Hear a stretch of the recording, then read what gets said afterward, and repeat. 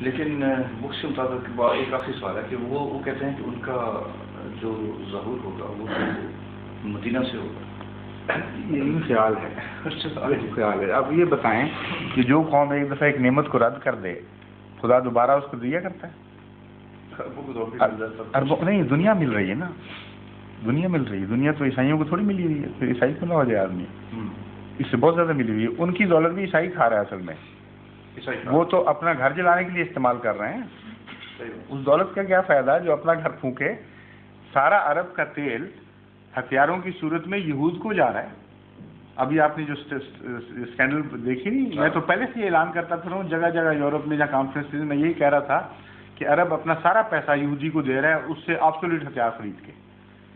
100% تجارت اس وقت ہتھیار کی یہود کے ہاتھ میں ہے. جو امریکہ سے ڈائریکٹ خریدیں، اگر وہ $100 کی ملتی ہے چیز تو یہود کی معرفت $500 میں مل رہی ہے ان کو.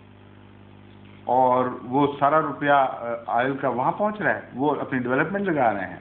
اور یہ ہتھیار لے کر ایرانی عرب کو، عرب ایرانی کو مار رہے ہیں یا ایک دوسرے کو. What's this? یہ اللہ کا فضل تو نہیں ہے. اس لیے واقعہ یہ ہے کہ حقیقتاً اگر ایک نعمت کا انکار کیا جائے تو خدا اس قوم سے لے کر دوسری قوم کو دیا کرتا ہے. یہ قانون قدرت ہے جس میں آپ تبدیلی نہیں دیکھیں گے. عربوں پر دنیا کی سب سے بڑی نعمت نازل ہوئی، یعنی حضرت محمد مصطفیٰ صلی اللہ علیہ وسلم. اور اس وقت آپ عرب دنیا کو دیکھ رہے ہیں، ریجیکٹ کر چکے ہیں اپنے کردار سے، اپنے عمل سے. انتحال بہت ظالمانہ طور پر ایک دوسرے کا گلا کاٹ رہے ہیں، کچھ ڈائریکشن نہیں باقی رہی. اس لیے یہ خیال کہ دوبارہ پھر عربوں میں آئے، یہ ویسے غلط ہے. پھر اللہ کی نعمت کو، رحمت کو کون کسی جگہ باندھ سکتا ہے؟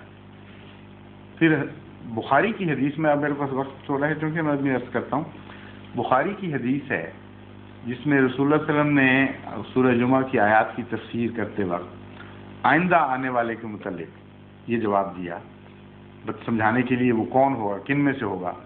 حضرت سلمان فارسی رسول اللہ علیہ وسلم کے پاس بیٹھے ہوئے تھے. آپ اسے حدیث بعد میں ان کو دکھا دینا. ان کے کندھے پر ہاتھ رکھا اور فرمایا لو کان الایمان عند ثریا لنالہ رجل من ہؤلاء.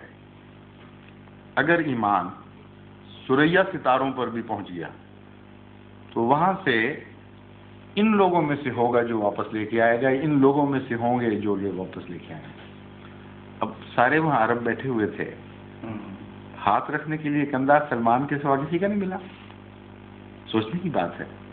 ایک ہی اجمی تھا وہاں، اور رسول کریم صلی اللہ علیہ وسلم بجائے اس کے کہ کسی عرب کے کندھے پر ہاتھ رکھ کے فرماتے کہ ان میں سے آئیں گے وہ جو ایمان کو واپس لے کے آئیں گے، ایک اجمی اور فارسی کے کندھے پر ہاتھ رکھ دیا.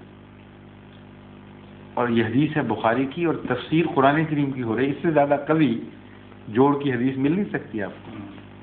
تو آپ نے خود پیش گوئی فرمائی ہے کہ اگلی دفعہ غیر عرب ہوگا وہ، یا غیر عرب لوگ ہوں گے جن کو خدا چنے گا. اور مزید لطف کی بات یہ ہے کہ ان حدیثوں میں اور اس حدیث میں آپس میں ایک کمپرومائز کے لیے جن میں سید ہونے کا، اہل بیت ہونے کا ذکر ہے. بعض حدیثوں میں اہل بیت ہونے کا بھی ذکر ملتا ہے، اور خصوصاً شیعہ اس پر بڑا اسٹریس دیتے ہیں، اور سنی مسلمان بھی، کیونکہ حضرت مسیح علیہ السلام ہمارے بانی جماعت احمدیہ سید نہیں تھے قومی لحاظ سے، اس لیے وہ یہ بھی اعتراض کرتے ہیں کہ وہ پیشگوئی غلط نکلی. لیکن اسی وہی شخص حضرت سلمان ایک شخص ہیں جن کے متعلق تمام سنی اور شیعہ علماء ماننے پہ مجبور ہیں کہ وہ اہل بیت تھے.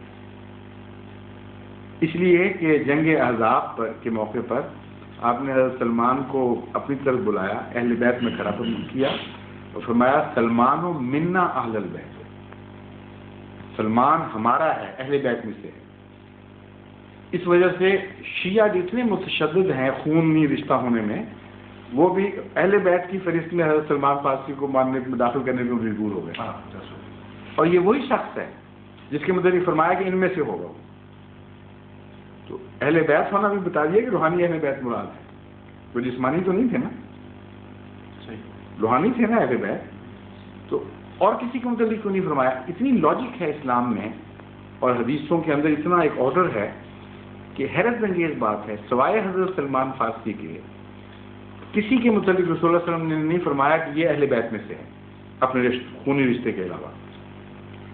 اور سوائے سلمان فارسی کے کسی اور کے متعلق یہ نہیں فرمایا کہ مستقبل میں جو میرا جس روحانی نزول ہوگا وہ ان لوگوں میں سے ہوگا. آپ یو سین انٹرنل لاجک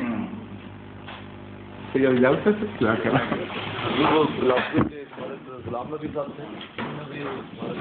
میرا فنکشن ہے اسلام آباد.